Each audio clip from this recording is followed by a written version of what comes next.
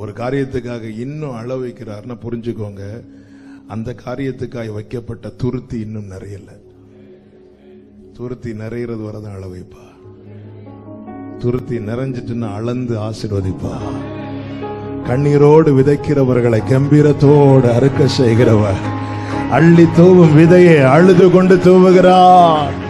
அவனை தான் கம்பீரத்தோடு. இந்த காரியத்துக்காக நான் ஒரு வாரம் அழுகிறேன், ஒரு மாசம் அழுறேன். ஆண்டவர் சொல்ற இன்னும் துருத்தி நிறையல. அவன் துருத்தி நிரம்பினதுக்கு அப்புறம் அழ விட மாட்டான். துருத்தி அழுகையோடு விண்ணப்பத்தோடு வருவாங்க. நான் அவர்களை நடத்துவேன். நேற்று சொன்ன சில காரியங்களை கேட்கறதுக்கு முன்னாடியே தருவார், சில காரியத்தை கேட்டதுக்கு அப்புறம் தருவார், சில காரியத்தை அள வச்சு தருவார். அள வச்சு தரதெல்லாம் அழுது பெற்றுக்கொண்டவங்களை பார்த்துக்கோங்க. பைபிள்ல அதெல்லாம் நிலைக்கும். ஒரு காரியத்துக்காக அள வைக்கிறார்னாலே அது போய் கண்ணீர் விழுந்து விழுந்து அப்படி ஸ்டெடியாக்கும், ஸ்ட்ராங் ஆகும். எருசலேம் அலங்கத்தை கட்டி எழுப்புறதுக்கு முன்னாடி அழுறான் நெகேமியா, அழுறான். அந்த அலங்கம் கட்டப்பட்டது இன்னைக்கும் அந்த செவரை இடிக்க முடியல.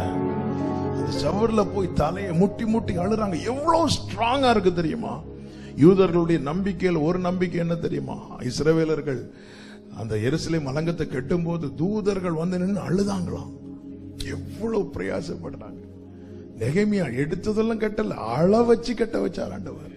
பரலோகத்தின் தேவனானவர் காரியத்தை கை கூடி வர பண்ணுவார்னு சும்மா நம்ம அந்த வசனத்தை எடுத்து சொல்றோம். ஆனா நெகேமியாவை சொல்ல வைக்கிறதுக்கு முன்னாடி ஒரு அதிகாரம் முழுவதும் அள வைக்கிறாரு. அவன் உட்கார்ந்து அழுறான். என்ன ஒரு காரியத்துக்காக அள வைத்து பிற்பாடு அதை தருவார்னா அது ஒரு நாள் பார்த்துட்டு போவதற்கல்ல, அது நிலைக்க பண்ணுவதற்கு.